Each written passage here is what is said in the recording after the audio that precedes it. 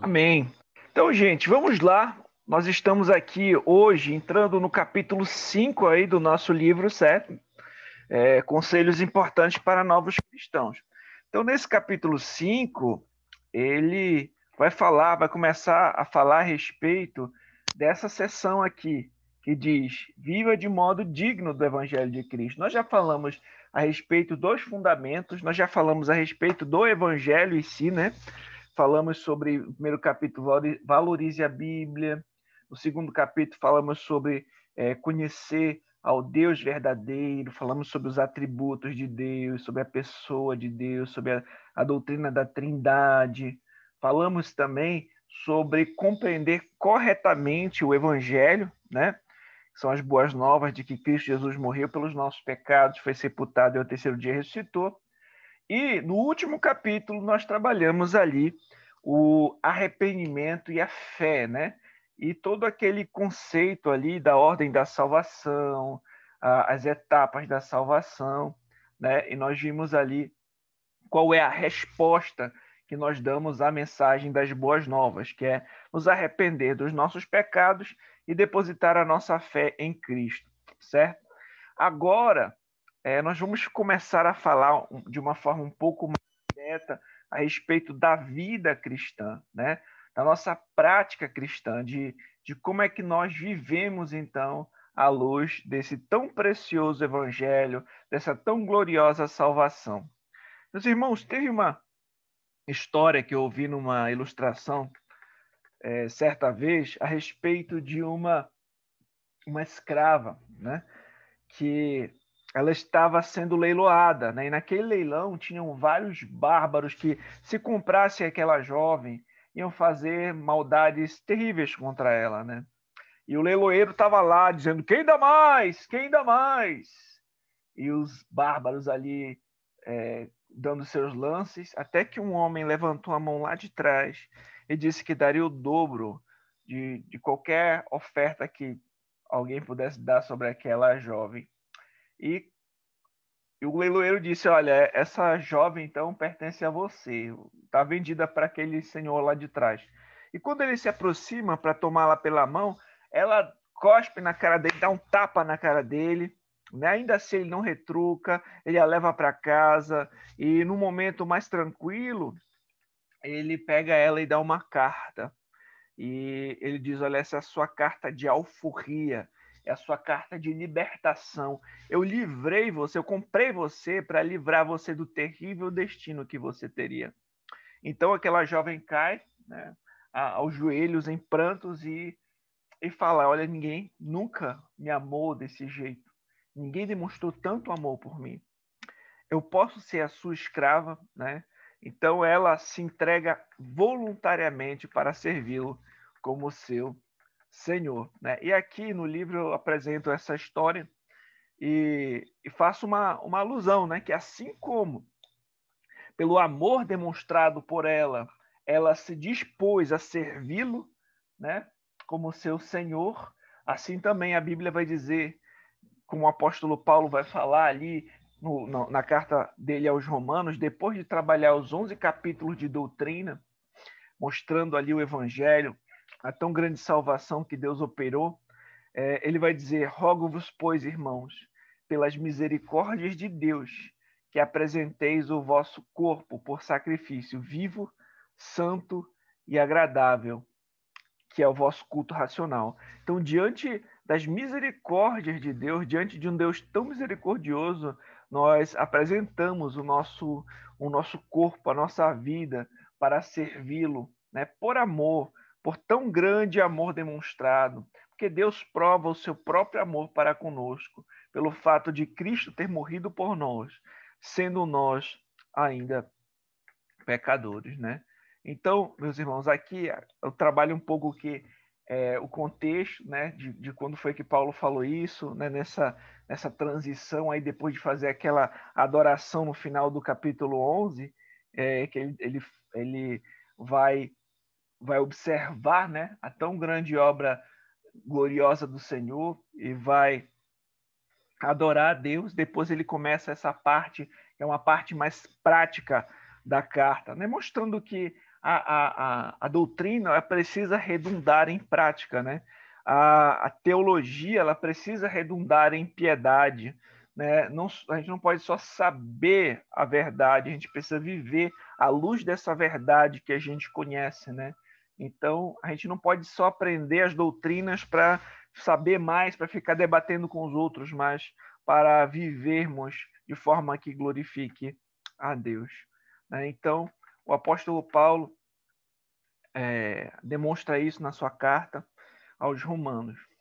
Então, da mesma forma como nós compreendemos que em Cristo nós nascemos de novo, nós não vamos viver como nós vivíamos outrora. Ou seja, nós não vamos continuar vivendo, né, da mesma forma como nós vivíamos antes de conhecer a Cristo, né? Naquela velha vida,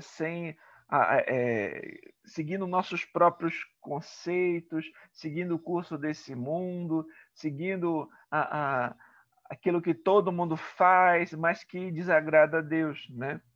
Mas a gente vai colocar agora a nossa vida em serviço do Senhor, né? Os nossos olhos, a gente tem que, assim como Jó, fazer uma aliança com os nossos olhos para não colocarmos em uma donzela. Os nossos pés, que antes caminhavam por caminhos tortuosos, agora devem estar prontos para proclamar as boas novas do Evangelho. As nossas mãos, que poderiam ser usadas para agredir, agora vão ser usadas para amparar o necessitado, né? E não para nos fazer pecar. Ou seja, como novas criaturas, nós vamos andar, ter uma conduta de vida em novidade de vida, à luz do Evangelho, né? Como nova criação, como nova criatura, nós devemos andar em novidade de vida. Por quê, meus irmãos? Uma vez que nós nascemos de novo, nós temos condições de combater o pecado. Nós não somos mais escravos do pecado. O Senhor removeu um coração duro de pedra, o Senhor nos deu vida espiritual, colocou um coração sensível a Ele. Aí nós devemos buscar viver de modo digno do Evangelho, não nos conformarmos com esse mundo, mas sermos transformados pela renovação do nosso entendimento. Nós temos que buscar agora viver uma vida nova, diferente daquela que nós vivíamos na ignorância, quando nós não tínhamos a Deus, diferente do curso desse mundo. Quando nós falamos essa palavra mundo, a palavra grega é cosmos, a gente precisa sempre lembrar que certas palavras sempre têm que ser observadas à luz do seu contexto, né? Porque a mesma palavra pode ter diversos significados. Por exemplo, no português aqui, por exemplo, manga. Eu posso estar falando da manga da camisa, posso estar falando da manga que é a fruta. Então, você vai saber qual é o significado da palavra à luz do seu contexto. E a palavra mundo, na escritura, ela também vai possuir diversos significados e você vai descobrir qual é o significado que ela possui observando o contexto. Por quê? Mundo pode significar uma grande quantidade de pessoas. Por exemplo, digamos que a gente chega aqui na igreja e diz assim, olha, veio todo mundo no culto hoje. Isso quer dizer que todos os habitantes do planeta Terra vieram no culto? Não, mas uma grande quantidade de pessoas de um determinado grupo estavam ali. Então, mundo pode significar isso. Mundo pode se referir à humanidade. Mundo, por exemplo, a Bíblia diz que Deus amou o mundo de tal maneira, né? Pode se referir à humanidade. Mundo, como todas as pessoas ao nosso redor. Mundo como planeta Terra, né? Então é o mundo que nós vivemos. Mundo como sistema corrompido, influenciado por Satanás, né? Ser mundano é buscar satisfazer as vontades de Deus, ou desculpe, as suas vontades sem levar em consideração o que diz a palavra de Deus. Então é esse significado de mundo que nós nos referimos aqui, né? Quando a gente diz assim, a respeito de ser mundano, de mundanismo, é nesse sentido, quando a Bíblia vai dizer não ameis o mundo, nem o que no mundo há, né? E daí por diante, quando a Bíblia fala, né? Nesse sentido, é um mundo como um sistema que é contrário ao Senhor, né? Um sistema que busca satisfazer os seus próprios deleites sem levar em consideração ali a palavra de Deus. Só fechar isso aqui. Pronto. Vamos lá.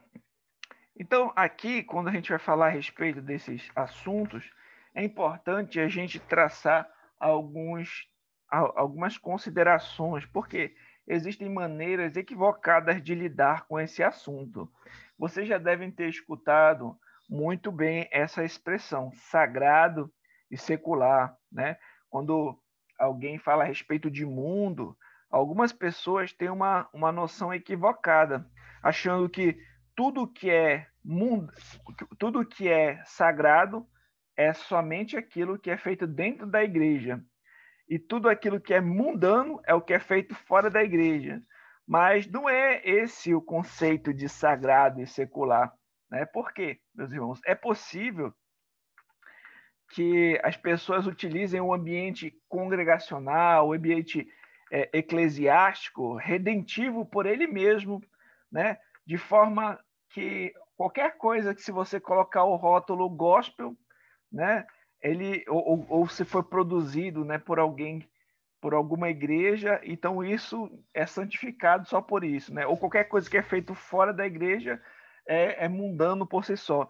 E não é essa a maneira de nós considerarmos o que é lícito ou ilícito, o que é sagrado, o que é secular, certo?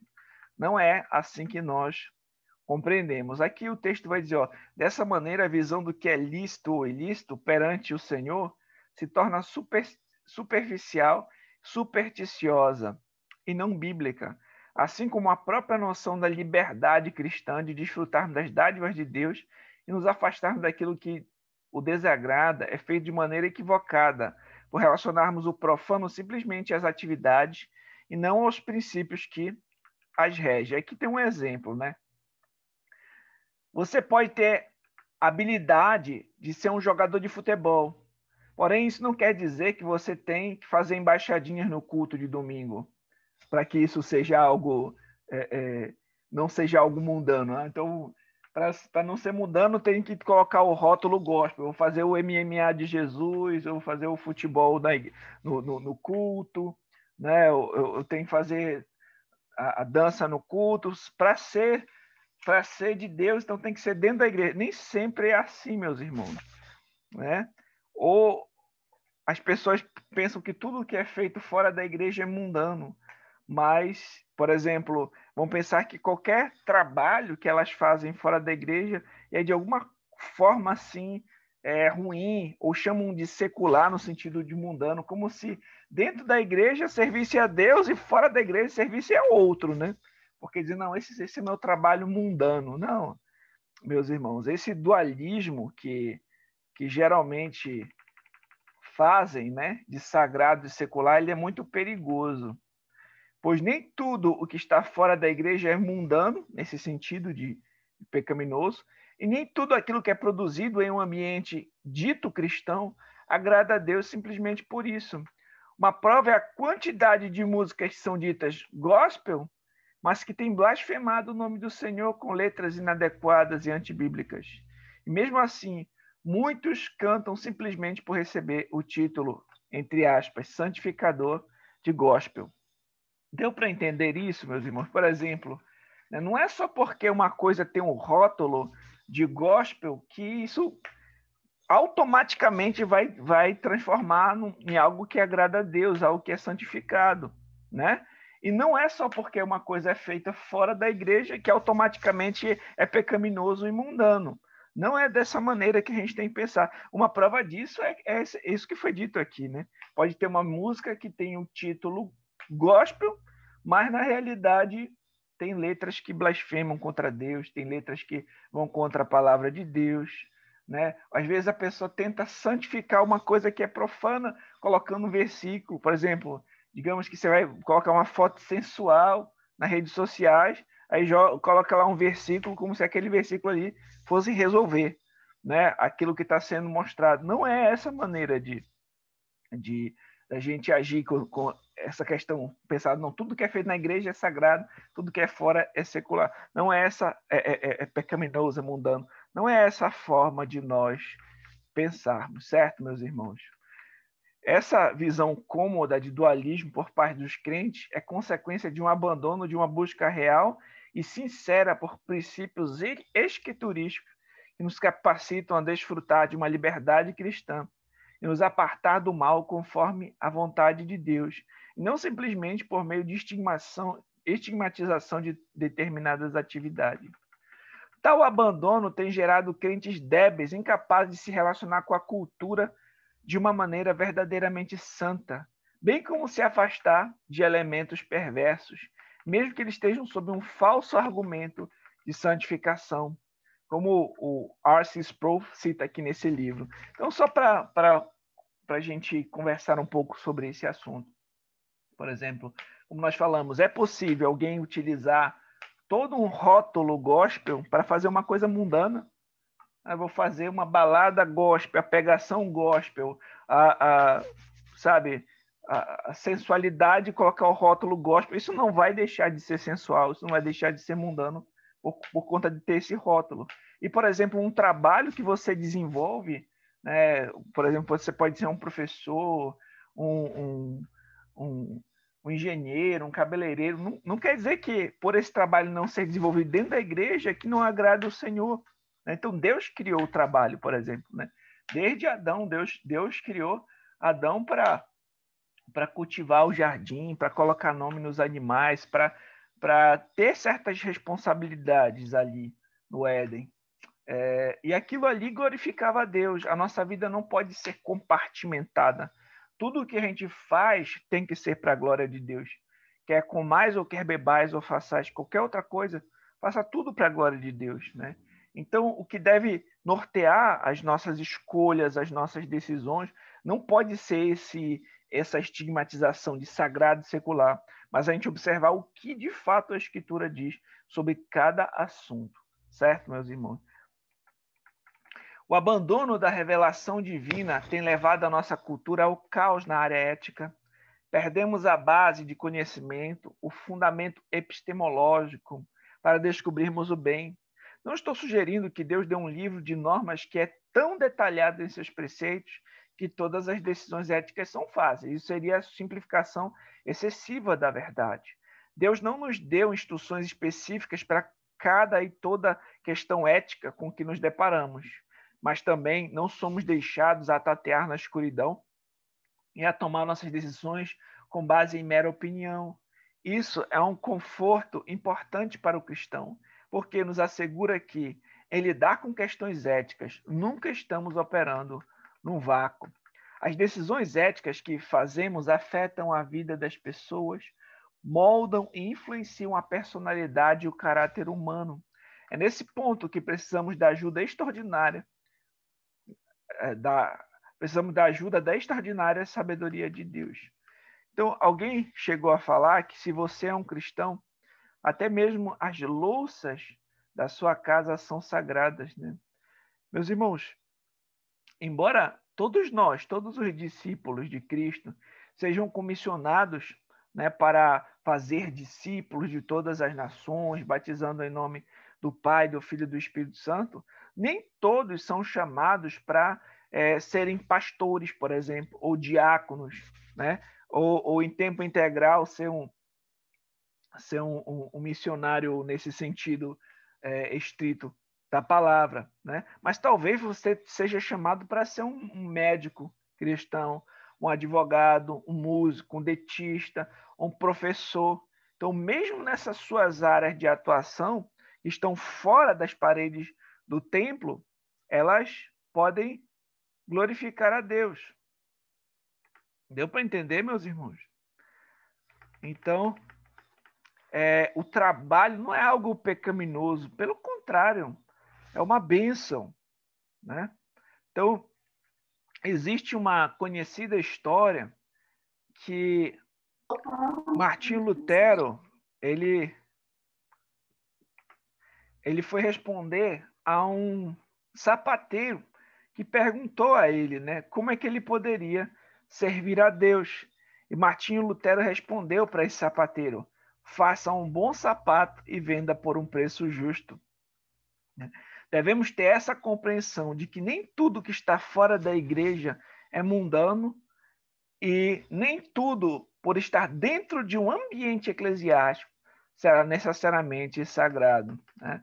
Pode ser que o mundanismo invada instituições eclesiásticas com doutrinas equivocadas, por exemplo, a teologia da prosperidade, músicas que são músicas egocêntricas, que exaltam só o homem, deixam Deus de lado, heresias, elementos estranhos às escrituras, entre outros perigos que vamos abordar mais para frente. Então, meus irmãos, isso tem que ficar bem claro. Quando a pessoa faz esse dualismo sagrado e secular, né, que diz, não, tudo que é sagrado é o que está dentro da igreja como ambiente eclesiástico, tudo que está fora é mundano. Então, esse dualismo está errado, esse dualismo é perigoso e é uma maneira equivocada de compreender os princípios éticos. É perigoso porque você não vai observar quando o mundanismo adentrar na instituição eclesiástica e também isso não vai fazer você observar a sua vida de forma compartimentada e não desfrutar da sua liberdade cristã e do serviço cristão também fora do ambiente de culto, do ambiente eclesiástico, por assim dizer. Porque toda a nossa vida ela deve ser para a glória de Deus. Não só o nosso culto público e as nossas atividades na igreja local, mas também nosso trabalho, nosso lazer, nossa leitura, tudo que a gente fizer deve ser para a glória de Deus. Então a gente tem que aprender a observar os princípios que a Escritura nos apresenta para nós observarmos todo mundo à nossa volta, certo? Tanto aquilo que é feito por cristãos como por não cristãos. Porque, meus irmãos, também tem um conceito que na teologia nós chamamos de graça comum, né? Esse é o entendimento de que Deus ele sustenta toda a criação, né? Tanto justos quanto ímpios, eles recebem algum nível ali de benefícios imerecidos dados por Deus, né? Então, por exemplo, até mesmo o não crente, ele tem habilidades que foram dadas por Deus. Por exemplo, a gente está utilizando agora um computador, né? Alguns podem estar aí no celular. Mas, por exemplo, essa pessoa que conseguiu desvendar a criação de Deus para conseguir fazer um dispositivo desse em que a gente pode conversar mesmo à distância, né? A gente pode ter esses recursos de apresentar uma tela. Então, essa sabedoria para uma pessoa conseguir desvendar a criação e, e, e proporcionar algum bem, isso faz parte daquilo que a gente chama de graça comum de Deus, que é uma graça que é diferente da graça salvífica. A graça salvífica é dada só aos crentes, mas a graça comum, essa inteligência que Deus dá para todos os homens que foram criados à sua imagem e semelhança, essa criatividade, a gente pode reconhecer algo de bom nesse sentido, mesmo que não seja algo imaculado ou algo que vai proporcionar a salvação para alguém, a gente pode reconhecer também a graça de Deus, comum de Deus nessas coisas, né? Então, o N. Gruden, ele fala aqui no livro dele, ó, Adão e Eva não morreram imediatamente, embora a sentença de morte começasse a ser aplicada na vida deles no dia em que pecaram. A execução plena da sentença de morte foi retardada por muitos anos. Além disso, milhões de seus descendentes até o dia de hoje não morrem nem vão para o inferno tão logo pecam, mas continuam a viver por muitos anos, desfrutando de bênçãos incontáveis dessa vida. Como pode ser isso? Como Deus pode continuar a conferir bênçãos a pecadores que merecem somente a morte? Não somente aos que finalmente serão salvos, mas também a milhões que nunca serão salvos, cujos pecados nunca serão perdoados. A resposta a essas perguntas é que Deus concede-lhes graça comum. Podemos definir graça comum da seguinte maneira: graça comum é a graça de Deus pela qual ele dá às pessoas bênçãos inumeráveis que não são parte da salvação, né? Então, toda essa capacidade que as pessoas têm, por exemplo, eu estou aqui no quarto, estou utilizando, poxa, graças a Deus pelo cara que fez o ar-condicionado. Que maravilha, num clima desse quente, a gente poder ficar no friozinho, né? Então, a capacidade dessa pessoa de conseguir desenvolver ali a criação e produzir isso, nós podemos dar glória a Deus por essas coisas. Muito embora não necessariamente tudo, a gente vai usar tudo que somente aquilo que foi feito por um cristão. Então, a gente, por exemplo, a gente viaja num avião que muitas vezes é pilotado por um não cristão. A gente entra num ônibus que foi projetado muitas vezes por alguém que não era um cristão. Mas ainda assim, foi a graça comum de Deus que capacitou essa pessoa para conseguir desvendar a criação dele e proporcionar algum bem. Então, a gente pode observar, né, quando até mesmo coisas que estão fora, né, do ambiente eclesiástico, até mesmo coisas que são produzidas por não cristãos, podem, né, ser coisas que a gente pode dar graças a Deus por entender esse conceito, né, que toda boa dádiva e todo dom perfeito vem de Deus, né? E aí a gente tem que também ficar de olho para ver se não é algo que nos leva a pecar, que é algo que transgride algum mandamento de Deus.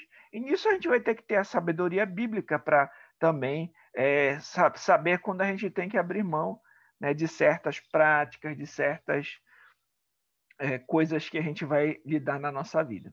A palavra comum aqui significa algo que é dado a todos os homens e não é restrito aos crentes ou aos eleitos somente. Diferentemente da graça comum, a graça de Deus que leva as pessoas à salvação é muitas vezes chamada graça salvadora. Então aqui é a diferença, né? A graça comum é dada a todos os homens, a graça comum habilita, abençoa os homens nesse sentido, né? Deles conseguirem, né, de tudo que é bom, que tem algum nível de bondade, tem algum nível de proveito que os homens conseguem fazer, isso é graça comum, mas isso não é suficiente para a salvação. Você pode ver uma pessoa super inteligente, uma pessoa que consegue, né, ser super criativa, mas não crê em Cristo. Então ele possui a graça comum, mas não a graça salvadora, certo? A graça comum é diferente da graça salvadora quanto aos resultados. Ela não traz salvação aos seus destinatários. É dada aos crentes e descrentes igualmente, e sua fonte, ela não flui diretamente da obra expiatória de Cristo, visto que a morte dele não obtém nenhuma medida de perdão para o descrente. Portanto, nem os crentes, nem os descrentes fazem jus às suas bênçãos. Contudo, sobre o último ponto, deve ser dito que a graça comum flui indiretamente da obra de Cristo, porque o fato de Deus não julgar o mundo assim que o pecado entrou nele, talvez seja porque ele planejou finalmente salvar alguns pecadores por meio da morte do seu filho. Então, meus irmãos, isso é importante a gente entender esse conceito, que é diferente a graça comum da graça salvadora. Por exemplo, alguém pode ser super talentoso, como eu já falei aqui, mas só para deixar isso mais claro, você pode ver uma pessoa que, por exemplo, tem um talento brilhante, mas não quer dizer que esse talento salva ele. Alguns cristãos às vezes cometem esses equívocos, né, de pensar que fulano era tão inteligente e só pode estar com o Senhor. Não, a graça comum é diferente da graça salvadora. Para a pessoa ser salva, ela precisa participar da graça salvadora, ela precisa crer em Cristo Jesus. Então, alguém pode ser talentoso, pode ser um ator brilhante, pode ser um músico, né, formidável, mas não é aquele talento que Deus deu a ele que vai salvá-lo, né? Para alguém participar da salvação em Cristo, né, ele precisa participar dessa graça salvadora, precisa crer em Cristo para a salvação. Pela graça sois salvos mediante a fé. Isso não vem de vós, é dom de Deus, não de obras para que ninguém se glorie. Embora os homens que não creem no Senhor estejam cegos e mortos espiritualmente, ainda conseguem manifestar talentos e desvendar a criação. Por exemplo, quando vemos o ser humano fazendo coisas belas, tecnológicas, artísticas, tomando atitudes corretas, sabemos que isso faz parte da graça comum de Deus operando na vida deles. Embora isso não seja um ato imaculado e nem suficiente para a salvação dos mesmos, porém, ainda existem coisas que podem ser admiradas. Meus irmãos, além disso, eu não tenho aqui no livro, mas eu acho que eu cheguei a falar isso no domingo passado na igreja. Vocês lembram quando eu falei a respeito da lei natural? Que todo ser humano, ele nasce já com alguma consciência a respeito de uma lei natural que rege sobre todos, a respeito daquilo que é certo e errado, daquilo que é mal e daquilo que é bom. Então, essa lei gravada no coração de todo ser humano, que a gente chama de lei natural, também, em algum nível, refreia a maldade dos ímpios, né? Então, o ser humano, criado em imagem e semelhança de Deus, ele tem uma noção dessa lei natural, certo? Deu para entender? Vocês estão me ouvindo, meus irmãos? Tem alguém aí me ouvindo? Com Sim, tudo pastor, tá dando tranquilo, para né? entender tudinho, sim. Sim, pastor, tá tudo Tô- bem. Dá para escutar. Contudo, sempre devemos tomar cuidado para não sermos influenciados negativamente ou até mesmo levados à tentação e ao pecado por algum conteúdo pervertido produzido, seja por quem for, intitulado secular ou gospel. Devemos ter discernimento de nos afastarmos do que é contaminado e reter o que é bom. E o crivo deve ser o que? A palavra de Deus, né? Lá em Filipenses 4:8 vai dizer tudo que é justo, tudo que é puro, se há algum louvor, se alguma virtude há, nisso pensar, isso deve ocupar a nossa mente, né? Parafraseando aqui o versículo. Se nós somos cristãos, toda a nossa vida ela pertence a Deus. A gente não pode ter essa compartimentação, né? Não, essa parte da minha vida aqui é para Deus e essa parte aqui é para outro. Não, não pode ser assim. O C.S. Lewis falou o seguinte: a vida cristã é diferente, mais difícil, mais fácil. Cristo diz: não quero uma parte do seu tempo, uma parte do seu dinheiro e uma parte do seu trabalho. Eu quero você. Não vim para atormentar o seu ser natural, vim para matá-lo. As meias medidas não me bastam. Não quero cortar um ramo aqui, outro ali. Quero abater a árvore inteira. Não quero raspar, revestir ou obturar o dente. Quero arrancá-lo. Entregue-me todo o ser natural. Não só os desejos que lhe parecem maus, mas também os que se afiguram inocentes, o aparato inteiro. Em lugar dele, dar-lhe-ei um ser novo. Na verdade, dar-lhe-ei a mim mesmo. O que é meu se tornará seu. Então, o Senhor, ele não quer meias medidas, ele nos quer por inteiro. É o que ele está demonstrando aqui. Suas habilidades, tudo que você faz, faça para a glória de Deus. Seja comendo, bebendo, trabalhando, faça tudo de forma que glorifique a Deus. Pois, para um cristão, todas as áreas de sua vida são santificadas, ou seja, separadas para o Senhor. Ele nos comprou com seu sangue para vivermos para a glória dele. Observe qual é o seu chamado e busque cumpri-lo com excelência. Eu vou dar um intervalo aqui, meus irmãos. Só um segundo. Eu vou dar um intervalinho aqui, meus irmãos.